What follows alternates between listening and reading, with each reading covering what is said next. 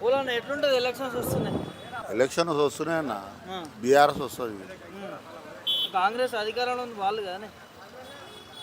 ఏం బాగాలేదు. ఇప్పుడు మళ్ళా బస్సులు రేటు మళ్ళా వచ్చేసినాడు. మొగళ్ళకు 20 రూపాయలంట, ఎక్కడన్నా మినిమం పోతే 20 రూపాయలంట. ఆడవాళ్ళకు ఫ్రీ, మొగళ్ళకు 20 రూపాయలంట. ఆ పైసలు కూడా తీసేసుకుంటు. ఇప్పుడు సంగారెడ్డిలా ప్లాట్ తీసుకున్నా అన్న, అది కూడా ఉలగొడతా అంటుండు. భూమి మొత్తం ఉలగొట్టి ఇప్పుడు అన్ని భూమిలు అడిగి చేస్తుడు కదా మన సీఎం. హైదరాబాద్ వచ్చింది మంచిగా చేస్తున్నారట కానీ ఏం చేస్తుండే హైదరాబాద్లో? హైదరాబాద్ నుంచి ఏం పట్టినాయనుకో, మొత్తం ఓట్లు పడినాయనుకో అవుట్ సైడ్ నుంచి.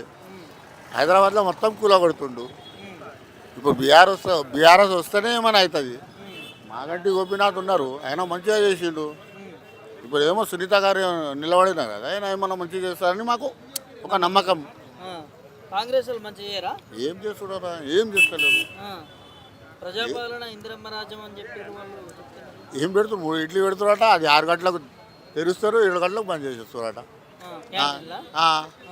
ఏమున్నాయని పాపం అది రోడ్ల మీద పడుకున్న వాళ్ళ పరేషాన్ అయిపోతున్నారు. లేబర్ ఉంటారు కదా అన్న, లేబర్ కూడా పరేషాన్ ఉన్నారు వాళ్ళతోటి. ఇప్పుడు పనులు దొరకలే, ఏం దొరకలేదు.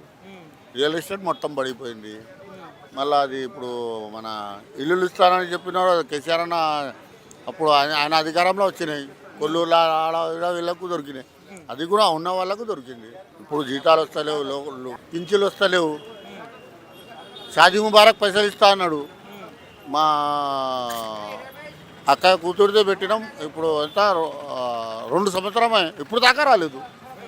గోపీనాథ్ ఉన్నప్పుడు మా పెద్ద అక్క వాళ్ళ బిడ్డలకు వచ్చేసినాయి. ఈయన రాజ్యంలో రాలేదు, ఇప్పుడు దాకా రాలేదన్న. 2 సంవత్సరమే.